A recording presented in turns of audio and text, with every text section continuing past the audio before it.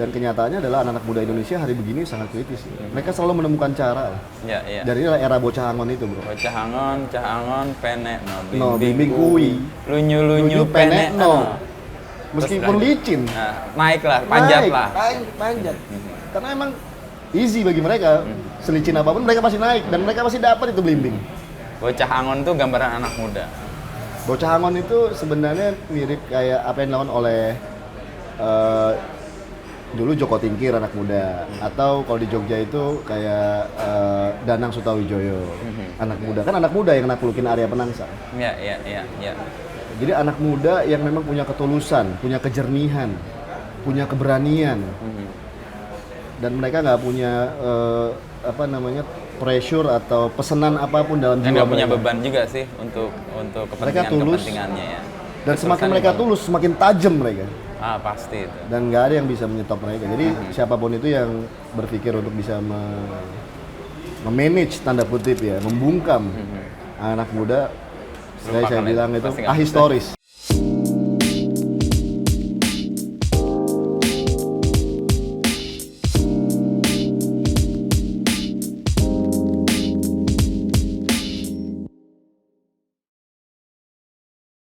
Gimana ceritanya sampai lo menemukan ini yang harus lo rawat dan lo kunjungi di setiap kota? Sejak kecil sih, bro.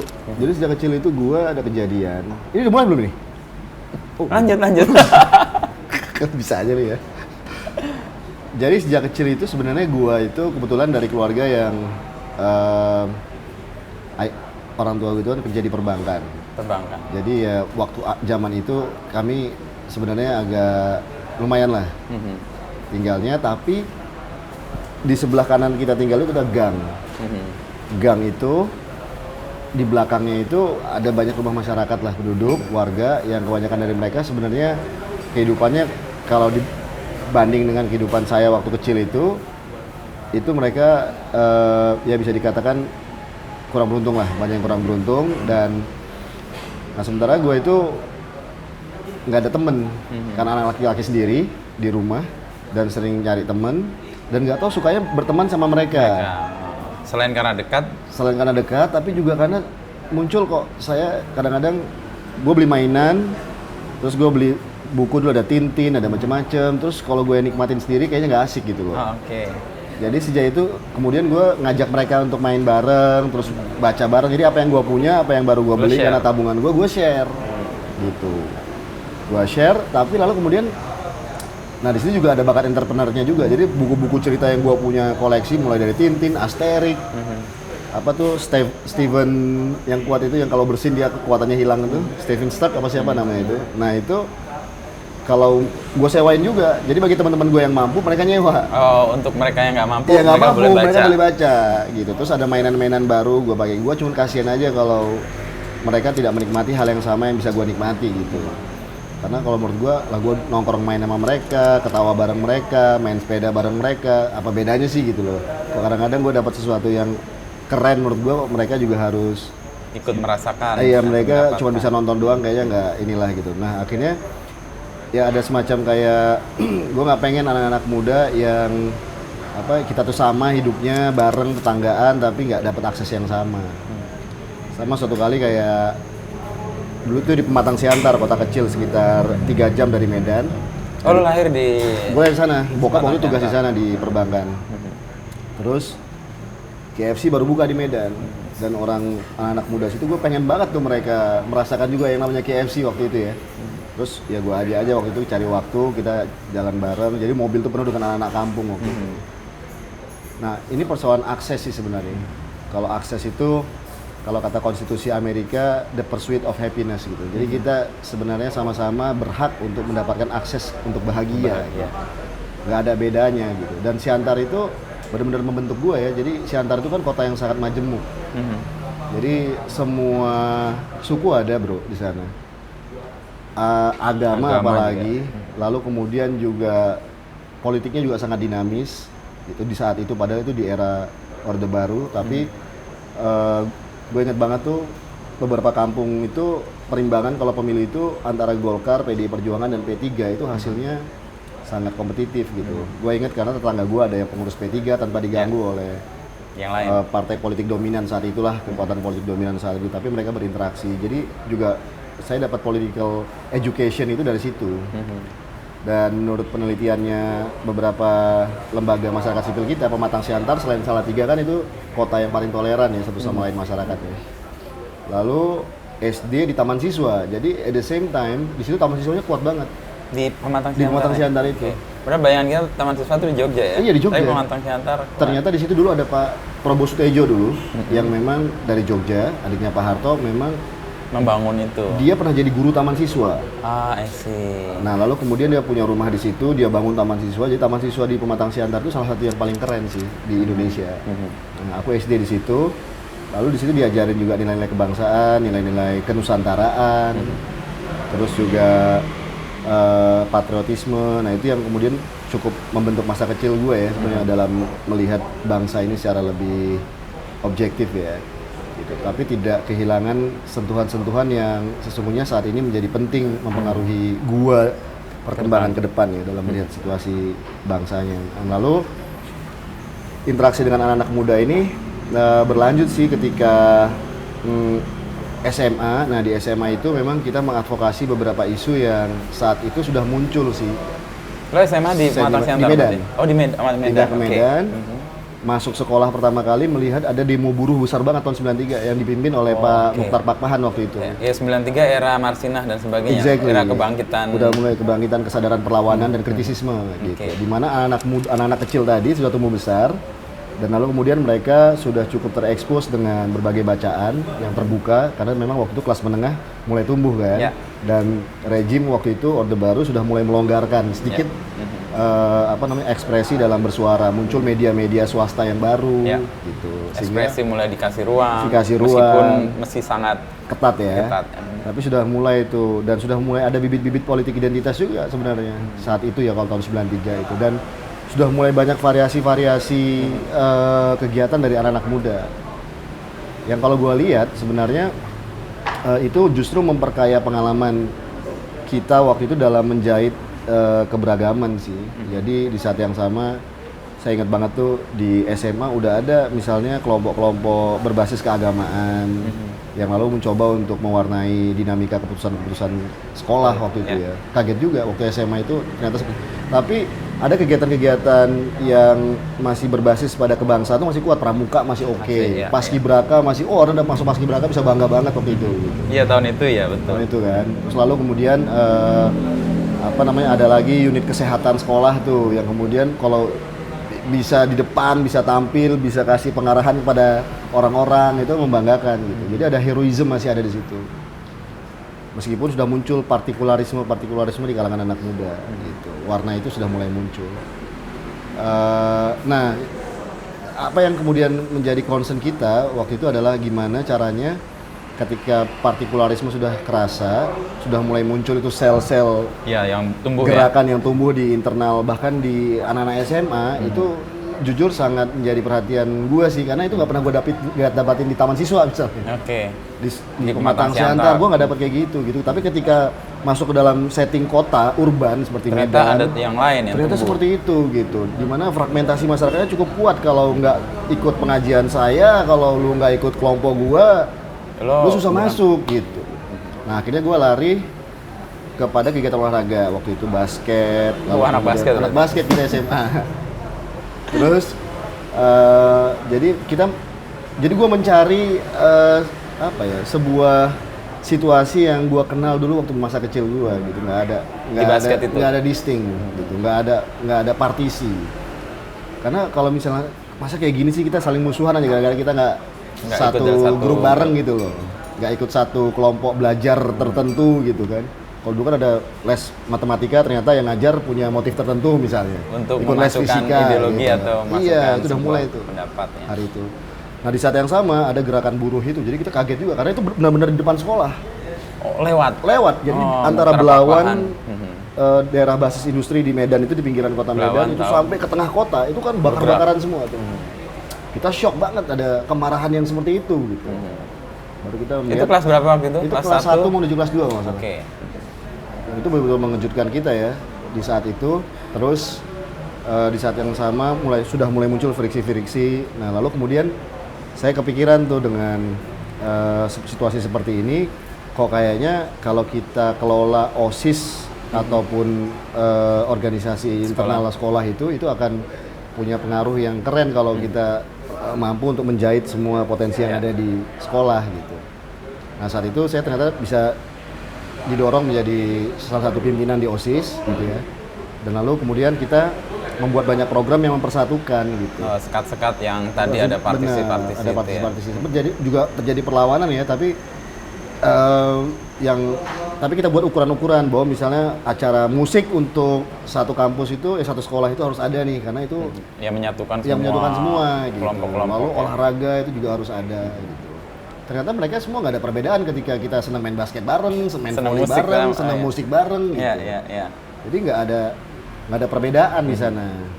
Lalu puncaknya ketika masuk kuliah ya. Masuk kuliah itu dari Medan ke Erlangga, Surabaya. Beda lagi. Setting Erlangga itu pengumuman persis terjadi ketika 27 Juli. Oke. Jadi UMPTN kita itu istimewa karena persis Gunung Merapi meletus, kurang lebih. Lalu kemudian kejadian 27 Juli. Ya. 96. Jadi kita masuk kampus, sebenarnya kampus sudah sepi, Pak. Gara-gara banyak yang lari ngumpet. Pasca 27 Juli. Yeah. Jadi anak-anak resisten itu, anak-anak perlawanan pergerakan terhadap pemerintah Orde Baru saat itu udah banyak yang ngumpet. Ada yang ngumpet di pesantren, ada yang ngumpet di Lombok, ada yang ngumpet Karena kan di era itu dan zaman itu seingat gue juga baru mulai kuliah kan ada perintah tembak di tempat kan? Di tempat. Untuk aktivis-aktivis yang waktu itu dikategorikan sebagai PRD sebagai kan? PRD. Dan itu nyebar di seluruh di mana-mana, Pak. Kampus ya. Dan kejadiannya baru juga di Surabaya itu Marsinah ya. Ya, Marsinah baru ada kasus besar dan kita lihat dia disiksa dan mati di Kodim kan? Di Kodim. Dan ada 2 orang senior kami yang hilang Erlangga? Di Erlangga. Dan itu benar-benar membuat secara kegiatan itu benar-benar vakum dan takut karena gitu. Orang menyebar dan menyelamatkan diri ya. Nah, entah kenapa kita juga mulai dengan olahraga untuk menghidupkan. Jadi kita main futsal. Oke. Jadi ketika semua anak-anak kampus itu banyak yang takut dan bahkan tapi juga pelan-pelan organisasi mahasiswa ekstra kampus seperti HMI, GMNI, PMII, GMKI, PMKRI dan seterusnya udah mulai bekerja pelan-pelan. Meskipun mereka lebih moderat ya dibanding anak-anak kiri seperti PRD, Smith dan seterusnya, itu mereka juga ikut melakukan rekrutmen masih, tapi kita nggak ingin ikut yang kayak gitu lagi-lagi. Jadi kita mulai dari olahraga untuk menyatukan semua. Nah dari situ ternyata banyak yang ingin beraktivitas, berpartisipasi. Kita buat acara acara kompetisi. Nah dari situ ternyata memobilisasi banyak orang ketika pemilu mahasiswa di tingkat jurusan. Saya terpilih tuh jadi ketua HIMA dengan juga programnya adalah yang sifatnya sebenarnya fun dan crossing ya dan menyatukan beberapa sekat. Dan ternyata ketika bertemu itu pun yang diobrolin sama mahasiswa juga tentang kritisism. Jadi meskipun aktivitasnya main bola bareng, tapi tetap yang diobrolin tentang kritisism publik terhadap situasi yang terjadi saat itu sebenarnya.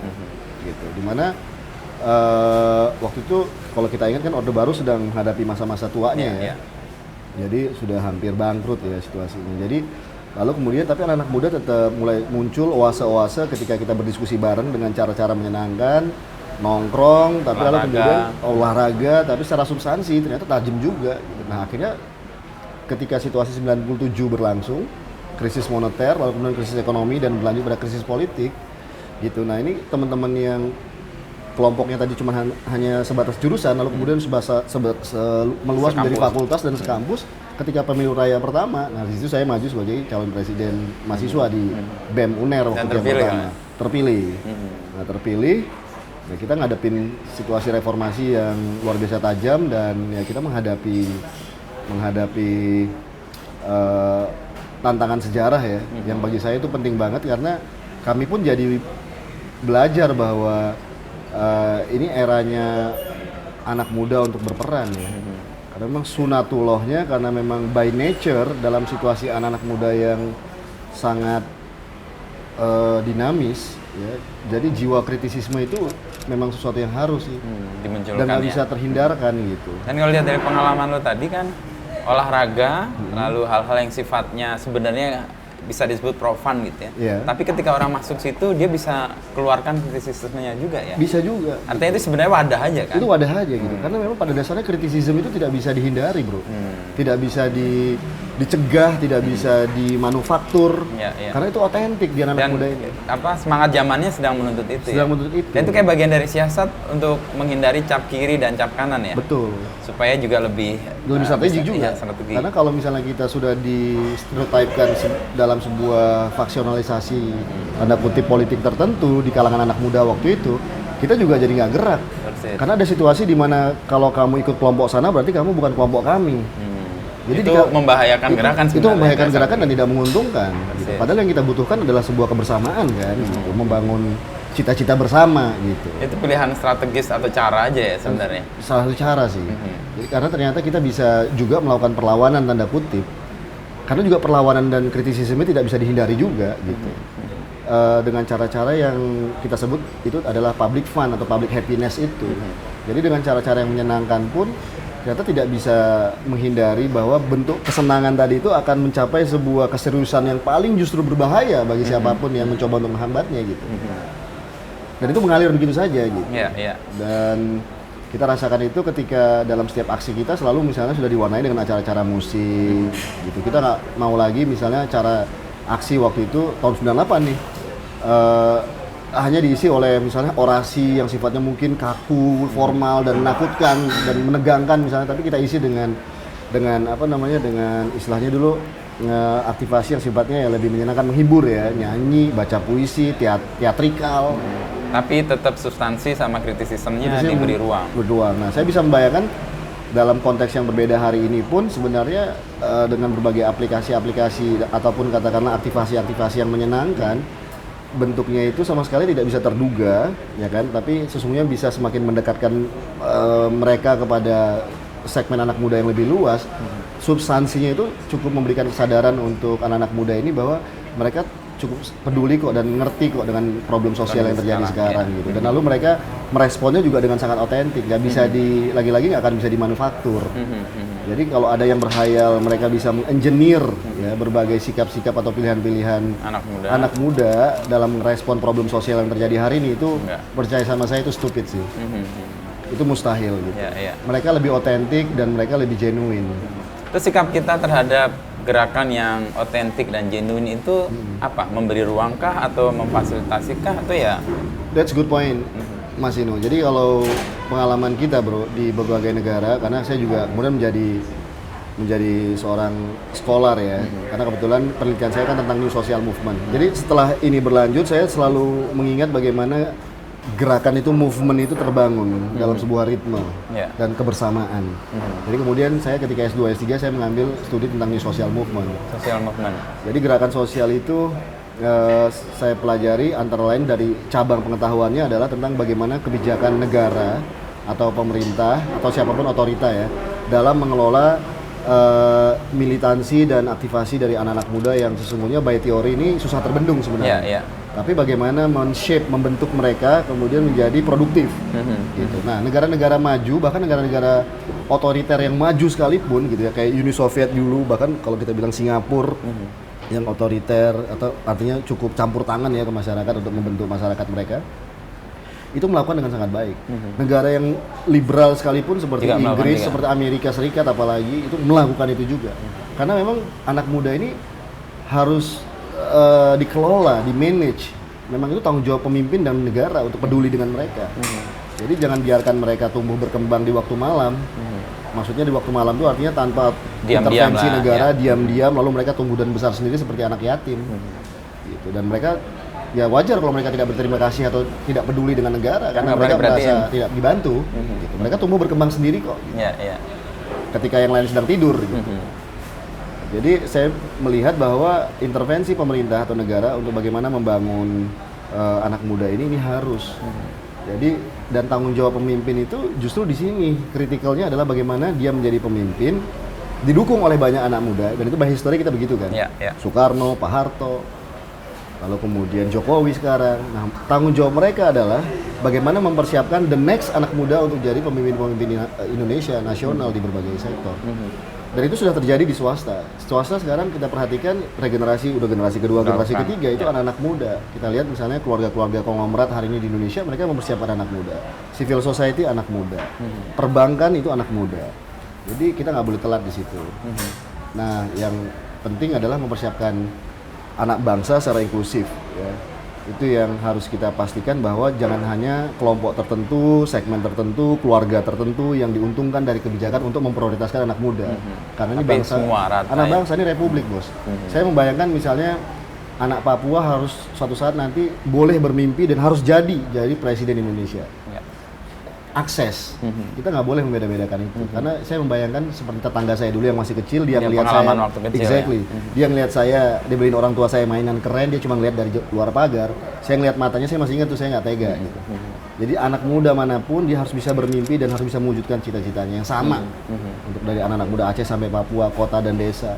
Apapun agamanya, apapun sukunya, apapun gendernya, mereka harus punya hak untuk mendapatkan atau mengejar happiness tadi, the pursuit of happiness. Saya pikir itu cita-cita proklamasi sih. Bagaimana negara dan pemimpin hari ini itu memberikan kesenangan dan harapan bagi anak muda ini. Anak muda ini ada yang masih lengkap keluarganya, ada yang anak yatim, ada yang anak yang mungkin korban dari bencana alam. Jadi ini kan luar biasa tanggung jawab negara kan. Bisnis kalau negara aja yang mengerjakan itu agak susah misalnya. Dia harus berkolaborasi. Hari ini negara sebesar apapun bekerja sendiri nggak mungkin, Mas. Dia harus melibatkan triple helix tadi, swasta, civil society. Tapi programnya jelas apa nih yang mau digarap. Saya pikir prioritas pertama adalah edukasi sumber daya manusia. Ini penting banget ya karena ini menjadi human capital kita. Lalu kemudian setelah mereka mendapatkan pendidikan yang baik itu, mereka mau jadi apa? Itu terserah mereka. Negara memfasilitasi selama itu berkontribusi untuk pembangunan diri mereka dan komunitas dan negara mereka gitu, masyarakat. Saya pikir ini penting sih. Jadi kalau mereka nggak pengen jadi insinyur, nggak pengen jadi dokter, it is fine. Mereka pengen jadi seniman, mereka ingin jadi penyanyi, mereka ingin jadi pelukis. No problem ya. No problem. Dan itu yang dilakukan oleh berbagai negara-negara maju. Memfasilitasi anak-anak mudanya untuk bisa potensinya bisa muncul kan. Kita lihat misalnya di Jepang sampai sekarang ada beasiswa yang memungkinkan anak-anak muda, tidak hanya anak muda Jepang bro, tapi anak-anak muda dari seluruh dunia untuk menjadi apa itu karikatur itu loh, yang di Kyoto itu. Jadi mereka nggak harus berpikir menjadi seorang bekerja di pabrik, di industri misalnya, atau bekerja di bank misalnya, atau menjadi ASN misalnya. Karena mereka bisa bertemu dengan potensi-potensi lapangan pekerjaan yang berbeda, variatif, tapi tetap secara kesejahteraan mereka dapat. Dan yang terpenting adalah kepuasan mereka, gitu, diakuin dan terekspresikan dengan baik. Tadi lo sebut soal social movement yang lo pelajari dari satu negara dengan negara lain dan dunia kan ada kesamaan lah, ada peran negara di situ. Tapi peran negara yang terlalu dominan kan tidak disukai anak muda tuh biasanya. Gimana menemukan titik tengah ya anak muda diberi fasilitasi, diberi ruang tapi tidak dikendalikan? Itu gimana bisa terwujud? Jadi kalau misalnya negara seperti Singapura, seperti Rusia dulu, itu negara sangat dominan untuk memfasilitasi anak-anak muda menjadi penggerak. Tapi di negara-negara yang liberal, negara yang demokrasinya sudah cukup maju, itu peran swasta yang dominan. Tapi bukan berarti negara tidak berperan di situ, bro. Negara itu membuat policy sih. Jadi negara membuat kebijakan yang kemudian kondusif dan suportif sehingga berbagai pihak itu menyadari pentingnya peran anak muda di sana. Salah satu contoh misalnya di Inggris misalnya atau di Australia lah katakan. Di situ anak-anak SMP sudah diberikan bukan kewajiban sih, ada policy yang membolehkan mereka dan bahkan mendorong mereka untuk selama 20 jam seminggu mereka boleh kerja magang. Itu membuat anak-anak muda itu lebih tampil, berperan, terlibat dan mandiri. Gitu. Ada yang kerja sebagai barista, ada yang cuci piring di tempat ngopi, di restoran, ada yang jaga library, ada yang sortir surat di kantor pos. Kalau jadi by design dibuat, tapi anak muda nggak merasa itu sebuah keharusan. Atau itu cerdas sih menurut gue, karena emang ya negara harus menjadi stimulator aja sebenarnya kalau dalam konteks policy making ya. Jadi dan membiarkan civil society untuk bekerja gitu, untuk berinteraksi, dan anak-anak muda ini kemudian memiliki space untuk berperan di situ. Jadi kita perhatikan anak-anak muda ini sejak kecil itu diberikan kepercayaan diri ya. Contoh di sistem pendidikan mereka akan lebih banyak men-strengthen, encourage anak-anak muda ini untuk bisa mengekspresikan pemikirannya dengan cara misalnya menulis, membaca yang benar, lalu kemudian presentasi, speech, pidato. Kalau kita perhatikan anak-anak muda Amerika itu speech-nya lebih confident kan, karena sejak kecil mereka dilatih untuk bisa mengekspresikan pemikiran mereka tanpa ada intervensi dan pressure apapun gitu. Nah itu menurut saya kan harus juga sebuah strategi policy yang memang harus bisa diintroduce oleh negara. Gitu. Gimana caranya menstimulate anak-anak muda ini lebih tampil, sehingga dibuat semacam proyek-proyek bersama. Saya pikir kalau untuk Indonesia sekarang itu bisa dilakukan dengan cara partisipatorik dari berbagai elemen yang terlibat dalam membangun sebuah wilayah misalnya. Libatkan anak muda. Contohnya misalnya kayak pemerintah daerah misalnya dengan dana BUMDes misalnya atau dana desa ya. Dana desa itu memungkinkan berbagai pihak untuk terlibat dan lalu anak-anak muda setempat itu diberikan ruang untuk mereka mempresentasikan gagasannya seperti apa. Ngasih ruang untuk mereka berekspresi ya. Berekspresi dan terlibat. Dan itu sudah kami perhatikan di beberapa tempat itu terjadi. Sudah muncul. Di Banyuwangi, di Lembang, lalu di Banyumas, itu anak muda aktif terlibat. Bahkan sekarang di Jawa Timur itu ada beberapa daerah yang ada semacam efek domino di mana kepala desanya adalah anak-anak muda fresh grade akhirnya. Kepala desanya. Jadi mereka tamat S1, lalu mereka bertarung menjadi kepala desa. Dan ingin bangun desanya. Gitu. Dengan partisipasi yang langsung tadi ya. Dan mereka sudah bisa membayangkan misalnya, ya mereka belajar sih, jadi learning by doing sih memang. Tapi yang menarik lagi adalah bagaimana masyarakat orang-orang tuanya di sana yang tadi juga sempat ikut compete dalam pertarungan kepala desa, lalu kemudian setelah mereka kalah, lalu mereka mau berkolaborasi, mensupport. Jadi ada kolaborasi di situ antara kelompok tua sama kelompok mudanya. Nah ini yang paling penting Mas Inu, kalau menurut gua ya. Sebenarnya bukan strengthen-nya bukan pada kehadiran anak muda dalam peran-peran tanggung jawab publik, tapi ada kolaborasi dari kelompok senior dan kelompok muda. Kelompok tua dan kelompok muda ini mau berkolaborasi. Karena ternyata saya perhatikan politik kita ini, konflik itu terjadi bukan hanya gara seringkali perbedaan antara latar belakang sosial tapi dan politik, tapi juga seringkali ternyata generation gap ini. Dan itu konsisten bos, terjadi. Antara di 45 tuh antara Soekarno dengan Soekarni, lalu 65 antara jenderal-jenderal senior dengan pemimpin-pemimpin anak muda di level batalion misalnya.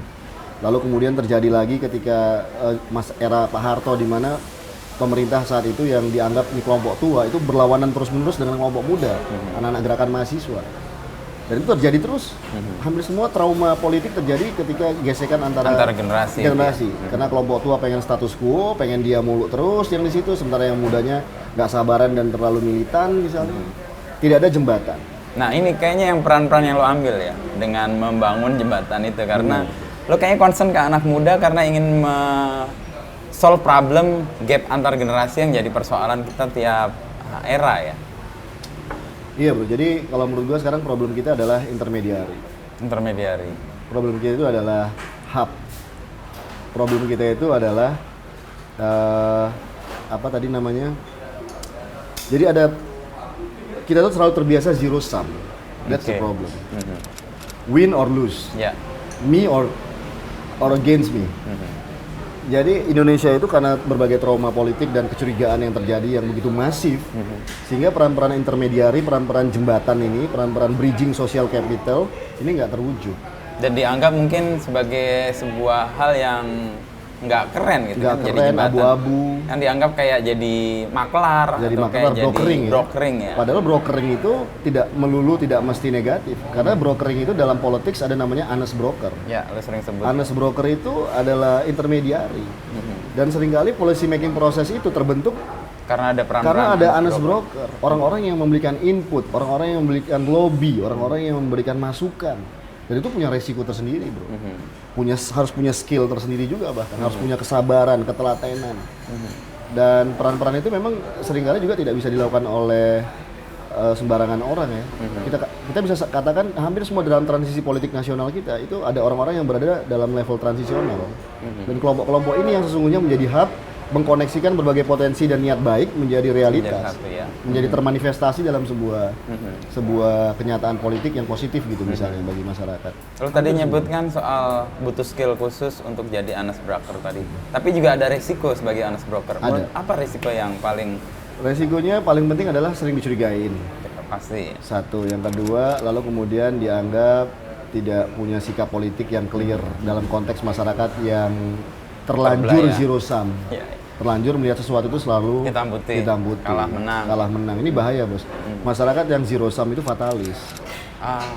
Makanya seringkali konflik sosial, karena saya juga belajar dari konflik sosial. Saya itu selalu bukan terhantui ya, tapi saya selalu mengingat apa yang disampaikan oleh Gus Dur, bahwa tugas kemanusiaan itu adalah menghindari kita dan masyarakat kita dari konflik yang berulang secara intens berkali-kali.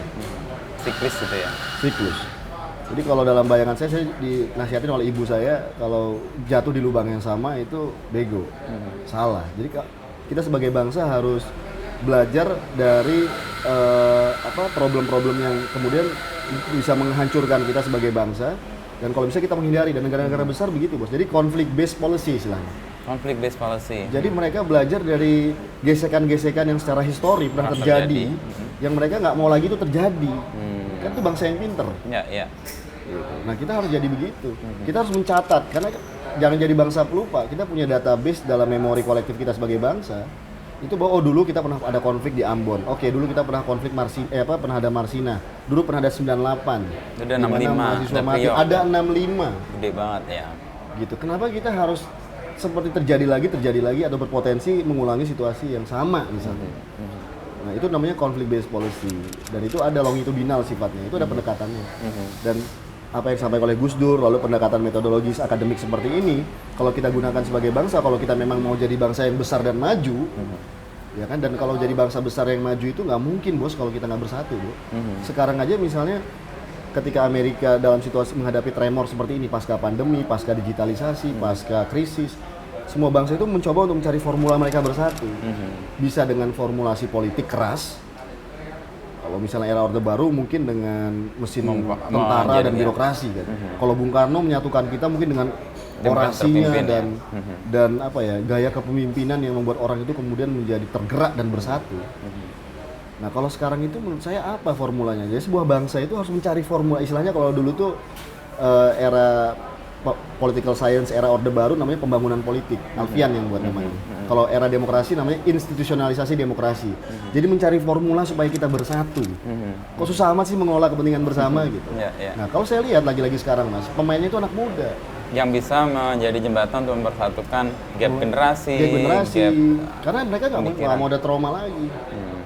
Mereka nggak mau lagi ada kayak perbedaan-perbedaan yang sifatnya artifisial, lalu kemudian membuat mereka tidak bisa leluasa untuk memaksimalkan potensi mereka gitu.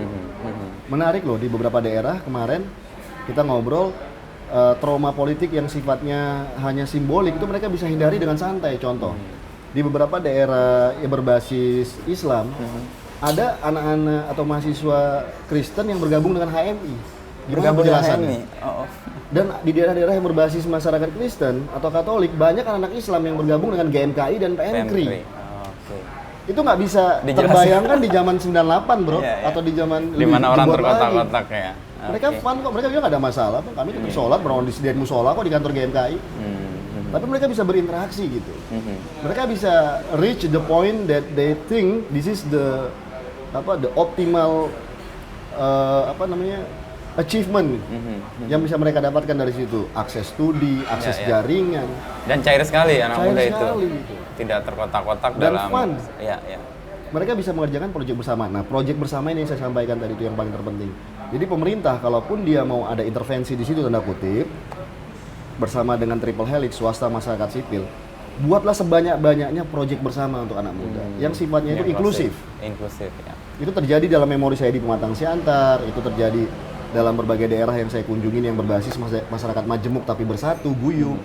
Mereka ketemu di pasar-pasar, mereka ketemu di kafe, mereka ketemu di proyek bersama di kampus, mereka bertemu di taman, mereka ketemu di tempat-tempat pertemuan yang bisa mereka membuat mereka itu tanpa ada pressure, tanpa ada syakwa sangka, tanpa ada pretext, tanpa ada kecurigaan yang sifatnya stereotyping.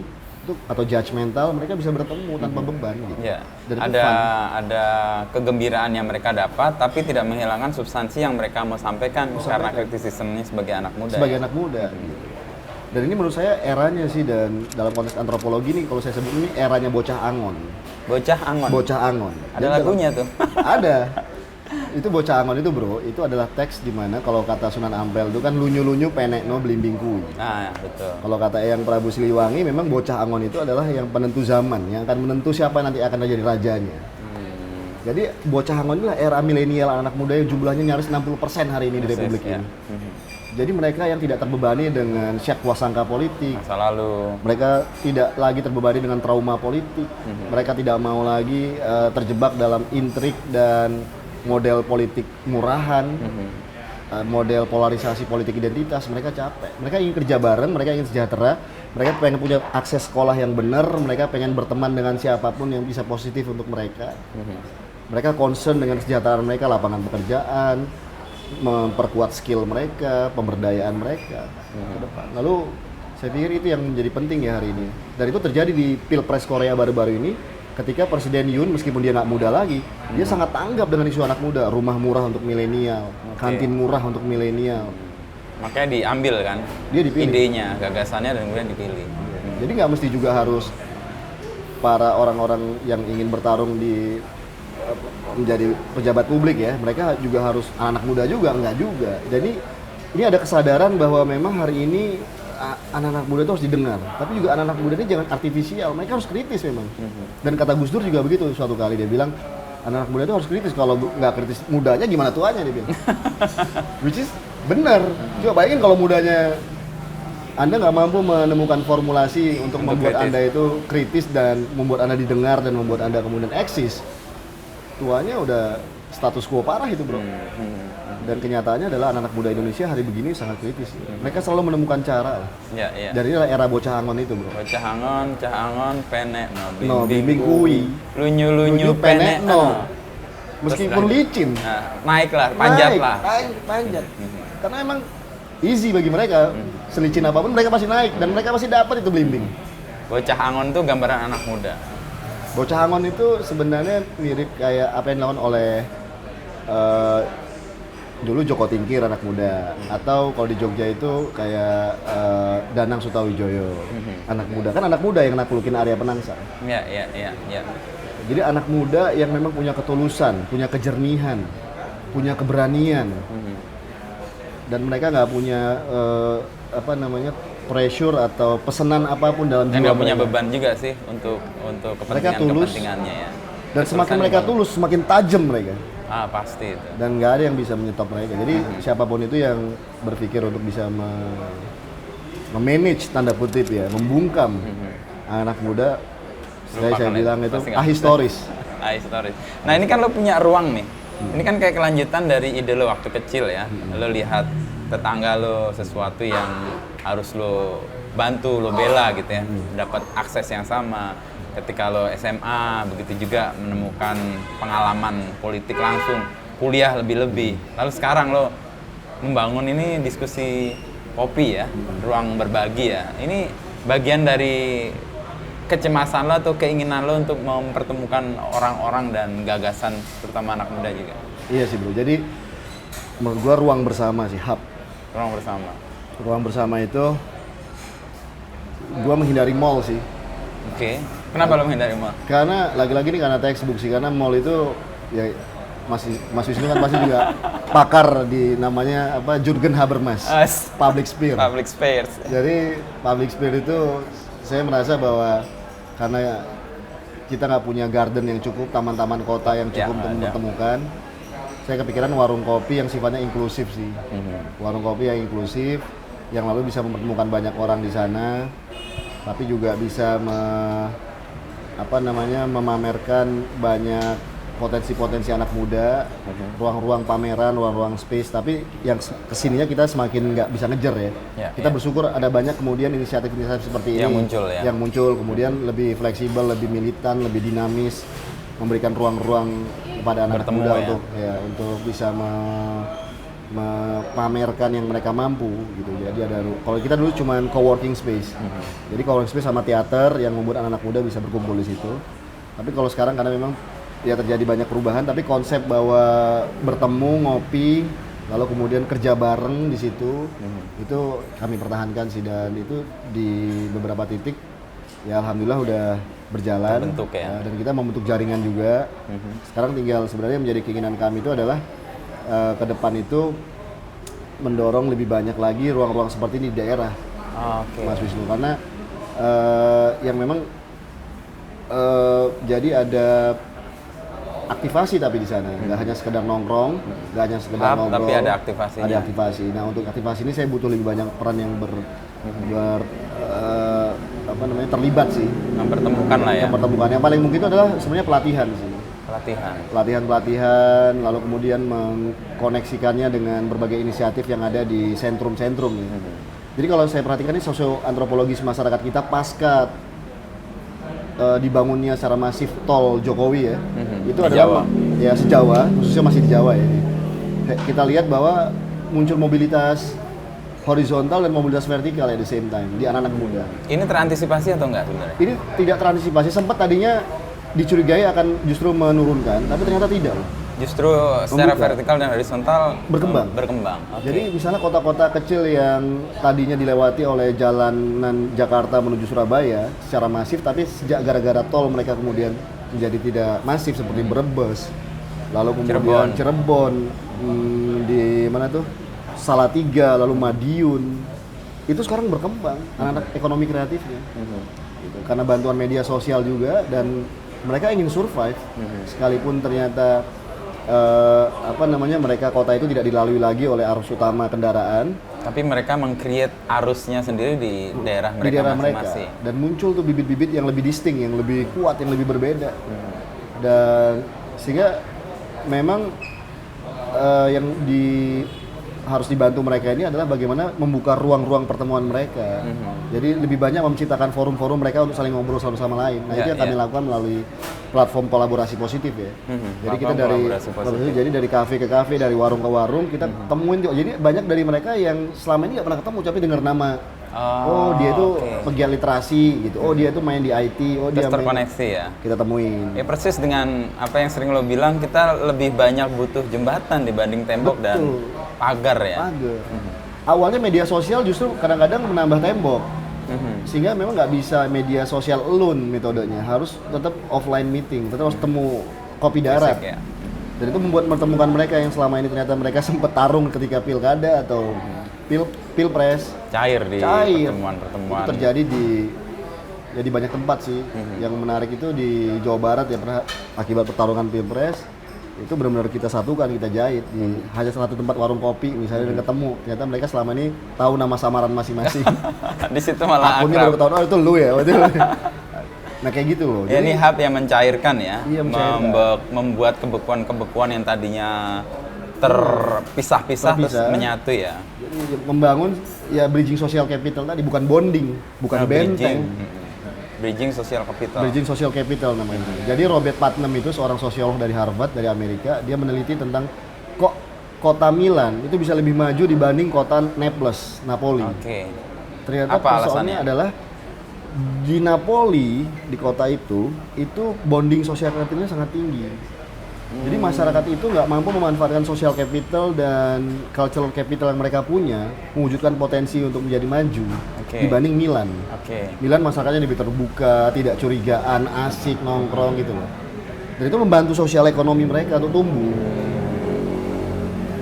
Ruang-ruang itu yang mau dibangun di daerah-daerah yang sebenarnya punya social capital, tapi karena nggak saling bertemu, nggak berhasil meraih sesuatu. Memanfaatkan dan mengoptimalkan potensi sosial ekonomi mereka. Akibatnya sosial politiknya jadi amburadul. Karena pasti bagi politisi-politisi kelam, mereka ingin memanfaatkan polarisasi situasi itu ya. Tapi anak-anak muda udah melupakan itu dan ingin punya mimpi yang baru, sesuatu yang ingin mereka perjuangkan. Tinggal kita dorong hubnya aja. Jadi saya sering ketemu sama misalnya kalau kebetulan by chance ketemu dengan kepala daerah setempat atau ketemu dengan anggota DPRD anak mudanya, saya sarankan cuma satu aja, kalian perbanyak aja hub. Lalu dibuat aktivasi, berapa sih aktivasinya misalnya selama berapa bulan, lalu buat pertemuan-pertemuan aja yang memungkinkan mereka bisa saling ketemu. Pasti dari situ akan ada ide-ide gagasan baru. Itu terjadi di Ponorogo. Di Ponorogo itu mereka ingin kayak Banyuwangi tadi. Oke, ya Banyuwangi Waktu sukses itu. sih sebagai sebuah kota yang tumbuh karena ada engineering, Benar. tapi kemudian masyarakatnya terlibat Tergerak langsung ya. gitu. Nah mereka punya, tapi mereka merasa nggak punya laut yang keren, mereka nggak punya gunung yang bagus. Akhirnya apa? Setelah bertemu berapa kali, mereka buat event itu di lokasi di sawah, bro. Dan yang mereka undang, akhirnya mereka memutuskan target mereka mampu mendefinisikan apa yang akan mereka lakukan. Mereka banyak mengundang dari Solo dan dari arah Jawa Timur. Dan setiap event panen sawah atau tanam sawah padi Jadi itu sesuatu. dijadikan sebagai pesta kebudayaan dan ramai. Sampai sekarang tuh masih berjalan bagus. Jadi dia tidak keluar dari authenticity kotanya Nggak keluar. dan tidak ingin jadi seperti yang lain, Nah, tapi dia mengoptimalkan dan menunjukkan itu sebagai identitasnya. sebagai identitasnya. Dan itu sekarang udah muncul di mana-mana, di Madiun, di Kediri. Di Kediri itu anak-anak muda tadi, mereka sama juga di Mojokerto, mereka sekarang lebih banyak mengelaborasi sejarah tentang Trowulan, Mojopahit, Kediri, Singosari Kan yang itu bagian jati diri mereka kan. menjadi diri mereka. Dan itu ketika mereka buat menjadi konten Keren di YouTube, banget. itu yang nonton gila, bro. Itu yang terjadi sekarang. Authenticity, locality yang tadinya orang abai karena ngerasa harus seperti sana, seperti sini, sekarang malah dihidupi dan menjadi keren ya. Menjadi keren, dan itu banyak yang suka, bahkan anak-anak muda dari berbagai kota sih. Anak-anak dari kota itu masuk ke situ untuk membantu engineeringnya atau gimana? Jadi kalau saya lihat ya, ini menarik sih Mas Wisnu. Hari itu banyak anak-anak muda kita yang ingin kembali melihat bagaimana kejayaan masa lalu mereka sih. Saya nggak heran kalau misalnya bahkan di Filipina itu anaknya Marcos itu bisa menang pilpres. Iya, itu gimana penjelasannya? Menurut Karena Dewa? memang anak muda milenial hari ini tuh mereka pernah dengar, oh dulu Filipina pernah keren ya di bawah Marcos. Oh, ada ingatan. Lebih berwibawa, disegani. Gitu. Mereka ada kadang-kadang keinginan untuk arah situ sih. Jadi kalau saya perhatikan tinggal, nah kalau kita mungkin konteksnya that's why karena ada juga segmen anak-anak muda kita yang berpikir bahwa misalnya bukan mereka melihat bahwa pemerintahan model kayak Orde Baru itu sebagai yang mereka inginkan sebenarnya. Tapi mereka melihat bahwa hari ini yang mereka butuhkan memang adalah kepastian soal lapangan kerja kan. Nah, apapun itu sekarang pemerintahnya, mau itu dari pemerintahan yang mencoba untuk menghadirkan atau menghargai kebebasan sipil sebagai basis fundamental, itu juga tetap tanggung jawab besarnya adalah memastikan bahwa Anak-anak dapat janji pekerjaan. kesejahteraan sosial itu tetap terwujud Diwujudkan, bagi ya. siapapun gitu. Dan ini bukan persoalan orang mau balik ke manapun sebenarnya, tapi keinginan untuk kembali keren gitu loh, kembali ke situasi di mana mereka kok katanya ya gitu, namanya juga propaganda tuh biasa di media sosial ya. Tapi apapun itu bisa membuat mereka kemudian lebih confident dalam melihat masa depannya. Saya pikir ini sesuatu yang harus dicermati juga sih oleh siapapun. Nah, tapi kita harus bijaksana sebagai sebagai orang-orang yang mungkin bisa memberikan mereka gambaran bahwa Indonesia ini fase political history-nya kan luar biasa panjang, bro. Dan sejarahnya itu benar-benar dahsyat. Bayangin dari Sriwijaya bahkan lebih jauh lagi ke belakang gitu. Lalu kemudian ini fase-fase yang secara historik ini sangat menarik untuk Dan memberi kita didalami. confidence ya sebenarnya kalau lihat apa yang pernah kita capai gitu ya. Confident, Mas. Jadi kalau di Jogja kemarin kita ketemu sama teman-teman yang belajar tentang sastra Jawa kuno. Anak-anak muda semua, Mas. Dan anak-anak muda ini mereka sekarang lagi mengkaji tentang konstitusi Keraton Mataram yang ternyata diambil oleh Inggris ketika Raffles nyerang HB2. Oke, yang jebol beteng itu ya. Jebol beteng, dan itu sekarang mau diadvokasi karena itu sekarang konstitusi itu ada kalau nggak di British Museum atau di Oxford. Itu mereka mau advokasi untuk mengambil itu. Karena itu penting banget bagi siapapun yang tertarik dengan proses suksesi di Keraton Mataram ya. Gitu. Jadi nah ini sekarang lagi jadi dari itu isinya anak muda semua gitu. Saya heran juga nih anak muda ini. Nggak kebayang sebelumnya Dan bahwa mereka backgroundnya punya bukan dari sejarah loh, bro, bukan dari fakultas sastra, tapi ada yang Macam-macam. teknik nuklir UGM, ada yang kayak gitu-gitu. kesadaran itu muncul tanpa harus di engineering karena dinamika anak-anak muda itu yang membuat mereka rindu akan akar, rindu akan sejarah mereka gitu ya. Dan itu kan peran-peran yang sifatnya intermediari juga. Bagaimana mengkoneksikan antara sejarah masa lalu ke masa laluan dan kekinian. kedisanaan dan kedisinian. Kebeginuan dan kebeginian. Iya kan? Mereka melihat kayak keren itu ternyata nggak mesti harus di London, di New York, tapi bisa atau di Tokyo, tapi keren itu juga bisa di Kulon Progo, bisa di Trawulan, di Mojokerto. Yang penting otentik, be yourself. Keren loh anak muda sekarang itu, bro. Mereka bisa ya kayak situasi itu apa tuh yang di nyebrang jalan mode itu. Iya. Di Duku Atas. Mereka itu otentik ya, authenticity-nya yang mereka mewujudkan kekerenan dengan cara mereka. Memang ada seperti mimikri di situ kalau post colonial study, seperti meniru kan. Dari apa yang ada di tempat lain. Dari tempat lain mereka coba tiru di situ, nggak apa-apa. Tetap otentik kok. Kan kesenangan, kebahagiaan mereka sebagai warga negara mereka bisa curahkan. Nggak mesti kebahagiaan itu ada di mall, nggak bisa kebahagiaan itu ada di tempat-tempat yang menurut kelas menengah atas aja yang keren. Tapi juga di jalanan, di taman, di kedai, di warung. Nah tinggal sebenarnya negara memfasilitasi dengan kebijakan sih sebenarnya. Udah nggak bisa ngatur lagi bro hari ini. Anak-anak muda ini kalau diatur mereka ini akan jebol. Jadi cara mengaturnya pendekatannya harus namanya benevolent hegemonic. Jadi hegemoni yang lembut. Nggak bisa dengan otoritarianistik yang sifatnya itu harus memaksa, mendesak, menekan. Ketika itu dilakukan malah meledak ya. Dan ini yang lo lakukan juga sebenarnya, lo kan punya kemarin barusan kita berangkat itu Indonesian Young Leader Action Program ya, yang sebelumnya lo juga bikin kader bangsa itu. Itu dalam konteks lo merawat anak muda, dalam konteks lo bikin hub tempat bertemu gagasan, itu lo posisikan sebagai apa itu? Itu intinya begini sih mas, jadi saya melihat sebenarnya harus ada sih yang jadi benar-benar fokus nemenin, dampingin anak-anak muda ini. Dulu kita pernah punya Cokro sih. Cokro. Di Peneleh dulu. Ya, Soekarno ketemu di situ. Soekarno, Musso, Kartosuwiryo bisa ketemu, Agus Salim bisa ketemu di satu titik. Bayangin coba. Siapa lagi tuh yang dari pemimpin PKI kemudian itu bisa ketemu di situ gitu. Orang seorang Cokro. Karena nggak mungkin semua orang mau jadi Soekarno, nggak bisa. Orang harus ada mentoringnya pemimpin itu. Nggak tiba-tiba jadi Soekarno. Dan nggak bisa juga tiba-tiba jadi Soekarno. Jadi semua itu harus ada division of labor, pembagian tugas. Dan kita nggak bisa hanya mengharapkan negara yang melakukan itu. Karena kenyataannya negara kita juga terpecah fokusnya. Gitu. Nggak, ya tadi Mas Inu bilang banyak negara-negara maju berupaya untuk melakukan kaderisasi. Benar. Kalau bicara kaderisasi kepemimpinan, sebenarnya yang paling keren itu tetap di masanya Bung Karno, di mana partai politik berperan penting, atau di masa Orde Baru ketika negara berperan penting. Itu luar biasa intervensinya untuk memastikan dan menseleksi anak-anak muda. Tapi kalau sekarang kan nggak semewah itu situasinya bagi anak muda hari ini. Mereka berjuang sendiri kan, dan harus ada yang voluntarily untuk memang melakukan itu sih. Dan kami yang merasa bahwa ya itu kita lakukan aja, karena itu juga kita lakukan dengan fun kan, untuk partisipasi, passion kita, concern kita. Gitu. Dan ya mungkin Mas Inu ingat 10 tahun lalu dari 2012 kita udah pernah bicara tentang anak muda ini ya. Waktu itu di diskusi di Kompas Cetak kita cerita bahwa anak muda ini mereka punya energi yang luar biasa, dan sekarang itu bahkan jumlah mereka lebih besar dari yang kita bayangkan misalnya. Dan mereka punya interpretasi sendiri terhadap realitas sosial. Jadi siapapun pemimpinnya, mereka harus deal dengan kelompok anak muda ini.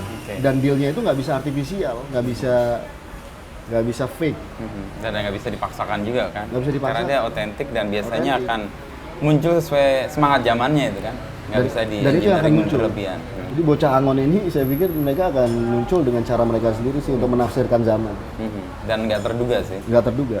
Dan agak bahaya sebenarnya untuk orang-orang yang pro status quo atau orang yang memegang kekuasaan itu. Karena ini kan sangat cair ya, dan bisa masuk kemana-mana.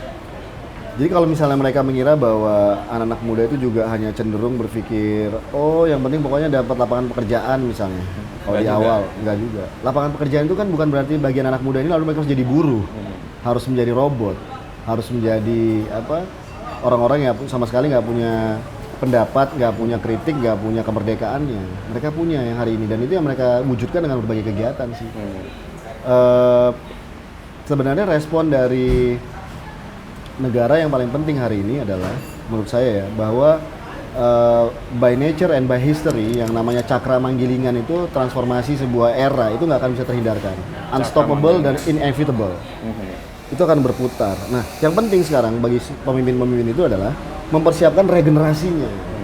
Supaya legacy mereka dan program-program mereka itu bisa tetap berjalan dengan baik. Sehingga ada continuity, karena Indonesia ini problemnya setiap pemerintahan yang satu dengan yang berikut itu seringkali nggak nyambung.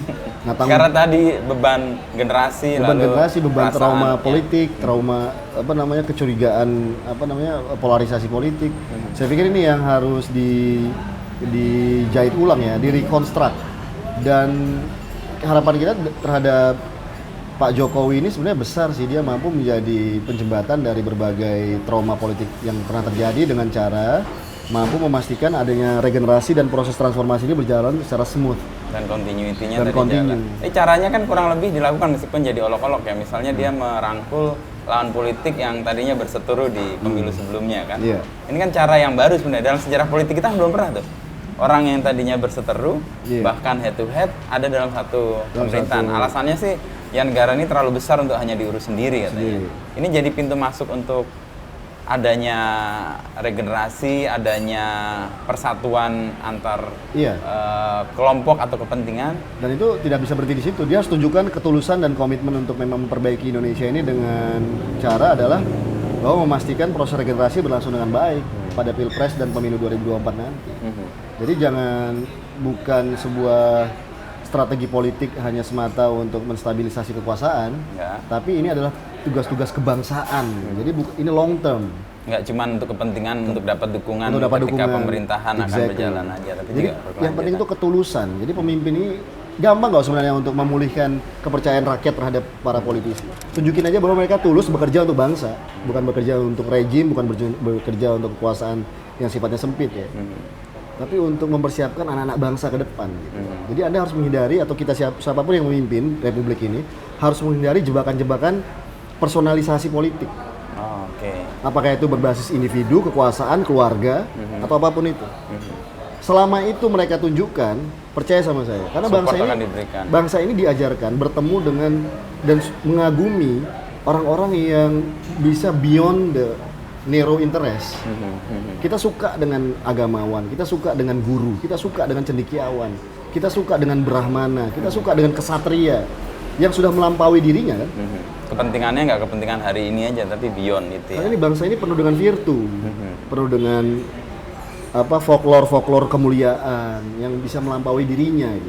Jadi kalau tiba-tiba berbagai inovasi yang sifatnya menunjukkan bahwa ternyata itu adalah bermaksud untuk kepentingan tertentu, itu pasti nggak akan sustain. Orang akan mengabaikan itu ya. Jadi tugasnya dari pemerintah hari ini, Pak Jokowi, Pak Prabowo atau siapapun, mereka harus menunjukkan mereka bekerja untuk bangsa ini, mereka bekerja untuk anak-anak bangsa ke depan, ya kan? Karena mereka hari ini ada, itu sesungguhnya mempersiapkan masa depan kan. Untuk menghindari yang tadi itu conflict based situation yang membuat kita jadi bangsa goblok aja. Terulang dalam situasi konflik dan potensi konflik yang sama.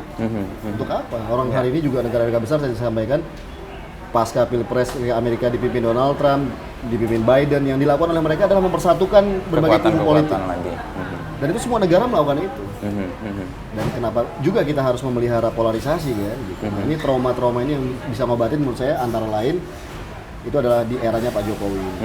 Lalu nih terakhir nih, lo kan lihat tadi kesinambungan dari awal lo kecil ya, punya kesenangan untuk berbagi dengan orang yang mungkin kurang beruntung. Di SMA lo punya kesempatan bertemu dengan realita politik yang berbeda sama sekali. Di sekolahan ada OSIS tapi ada gerakan-gerakan yang lain. Di kampus pun demikian. Lalu profesional kan lo bekerja, lalu kemudian menggeluti kayak ini nih, sebuah tempat di mana ini ramai banget sih nih kedai kopi ini. Ini gimana ceritanya kemudian bisa menjadi gagasan yang lo wujudkan di sini? Jadi saya juga nggak tahu sih, bro. Tapi ada semangat memang untuk membuat sebuah tempat yang inklusif sebenarnya. Oh itu kerinduan lo ya? Iya, inklusif. Kita ketemu, karena kita nggak punya taman-taman besar kayak di Eropa gitu. Yang memang kita bisa lebih banyak berbaik hati lah dengan orang-orang yang datang ke kita gitu, atau orang-orang yang bisa kita fasilitasi untuk bertemu. Jadi di awal tuh kita memang ada banyak program-program yang membuat mereka itu lebih leluasa sih. Kalau dulu di sini, kalau kita awalnya untuk memancing, bukan memancing ya, tapi air putih kita kasih gratis sih. Gitu. Air putih kita kasih orang gratis. Mau datang ya. Sehingga juga kalau selain itu juga kalau dia memang nggak mau minum kopi dan nggak ada duit untuk beli kopi misalnya, ya dia no problem, dia minum aja air putih gitu. Ataupun kalau misalnya dia bilang dia pengen kopi tapi dia nggak ada duit, ya tetap kita servis. Gitu. Jadi artinya ada hal yang sifatnya tadi itu beyond the narrow interest sih. Kita harus hindarin itu gitu. Dan hari ini memang kalau saya perhatikan bukan hanya itu dari program kita, tapi banyak anak-anak muda atau inisiatif yang sama itu terjadi, Mas. Itu banyak kita temuin, banyak anak-anak muda yang saya juga nggak tahu ya gimana anak-anak muda ini bisa mendapatkan hikmat kebijaksanaan seperti itu sih. Jadi keluar dari batasan-batasan yang ada gitu. So, mereka bisa dapat wisdom itu gitu. Jadi saya sampaikan mungkin ini karena eranya bocah Hangon kali ya. Jadi era dimana kalau kata yang Sabdo Palon tuh 500 tahun lagi saya akan kembali. Ketika orang-orang di Nusantara ini sudah berpikir sombong, dia merasa bahwa dia masuk surga sendirian, dia kaya sendirian, dia hebat sendirian, yaitu saya akan balik. 500 tahun lagi. Dia bilang 500 tahun lagi. Dia bilang Buddha itu budaya, budi pekerti. Akhlak ini ya, bukan akhlak yang sana. Jadi sesuatu yang sesuatu yang benar-benar otentik untuk menunjukkan bahwa lu nggak boleh sombong gitu. Jadi Nusantara ini dibangun bukan dengan kesombongan, tapi dengan kemurah hatian, dengan kebaikan. Nah, saya pikir itu yang mungkin inisiatif seperti apapun itu, apakah itu kafe, warung kopi, tempat-tempat yang sifatnya inklusif, industri sekalipun, dia harus punya kebaikan hati yang dia tawarkan kepada orang banyak gitu. Karena gap antara masyarakat ini antara the have sama the have not, Jakarta luar Jakarta, tua muda, laki-laki perempuan, Jawa luar Jawa, mayoritas gapnya tinggi banget. Harus disatukan. Disatuin. Nah, caranya adalah dengan apa gitu? Dengan cinta kasih, Bos. Dengan bridging itu juga nggak bisa sekedar membangun infrastruktur bridging, tapi lu harus punya ada rasa di situ, bro. Lu harus ada sentuhan dan itu terbaca sih. Nggak bisa nggak. Lu harus punya sentuhan itu sih. Jadi kalau kata Sunan Kalijaga itu apa? Problem itu angkara murka itu hanya akan bisa dihadapi dengan cinta kasih sih. Sangat. Jadi itu yang bisa menjembatani berbagai polarisasi, gap, distance, kesenjangan, trauma, kecurigaan itu diobati dengan itu.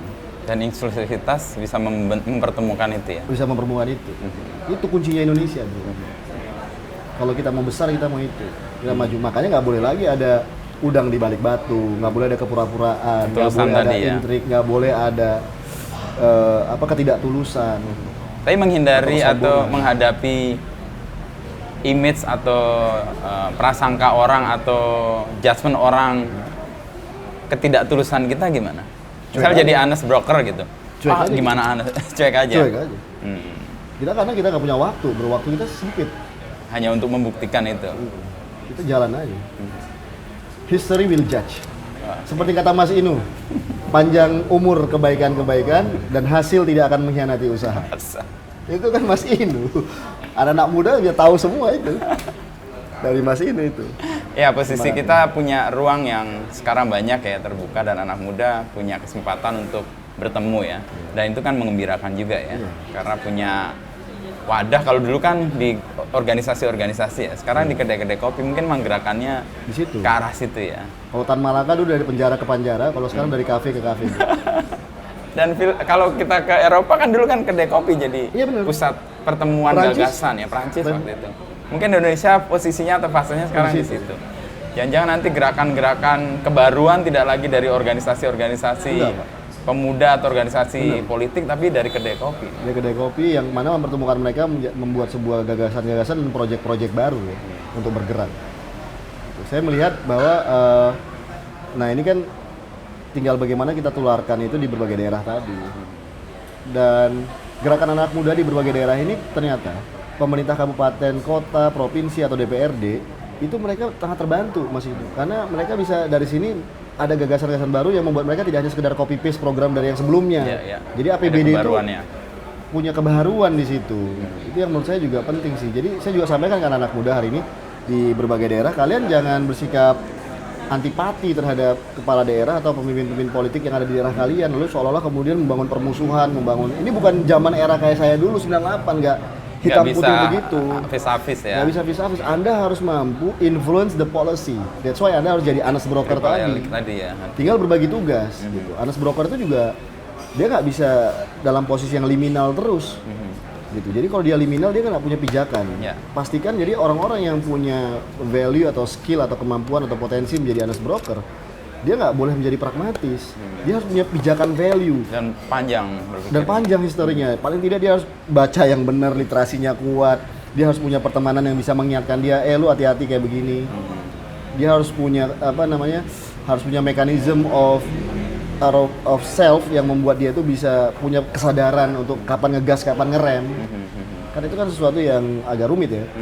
Tapi paling tidak dia harus punya sebuah komunitas lah atau sebuah jamaah politik yang membuat dia tetap terus bisa tersadarkan gitu dengan realitas yang mau dia perjuangkan kan. Iya. Gitu. Jadi kalau nggak dia akan jadi liminal atau limbo terus.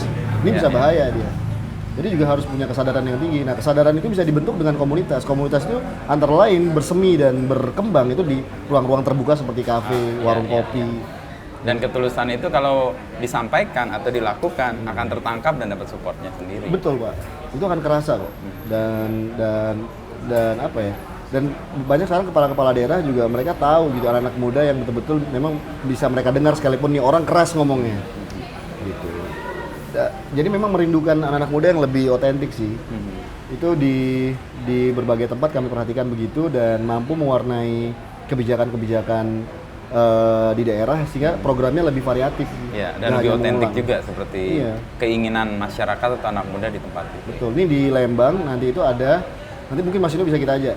Ada tadinya itu anak muda kampung setempat yang buat setiap musim tomat tuh lempar-lemparan tomat, bro, perang tomat. Kayak di Spanyol lah. Kayak di Spanyol, persis. Lembang, Oktober. Dan sekarang itu tadinya itu di luar dari program pemerintah daerah. Sekarang itu berhasil terjembatani dan pemerintah daerah akan mensponsori dan ikut menjadikan itu sebagai agenda utama wisata lokal gitu. Kan keren tuh. Iya, gitu. iya. Jadi muncul di baru itu di Lembang nanti. Lembang ya. Nanti bulan apa? Bulan 10. Oh, bulan 10. Seru, Pak. Kita ke sana. Kita ke Lembang tomat. Ini seru, Pak. Iya. Gitu. Oke, Mas. Thank you. Thank you, bro. Obrolannya. Siap. Mudah-mudahan Anas Brokernya terus terjaga di tengah kritisisme atau cibiran orang ya, karena kita nggak punya waktu untuk hanya meladeni mereka. Karena kita punya agenda sendiri, kita punya cita-cita sendiri dan long term yang penting kita punya fondasi besar. Jadi kalau bagaimanapun kan kerja-kerja untuk publik kayak begini sesungguhnya orientasinya nggak bisa orientasi sempit, orientasi luas. Jadi kalau kata raison d'être-nya itu harus kalau kata Machiavelli the highest virtue.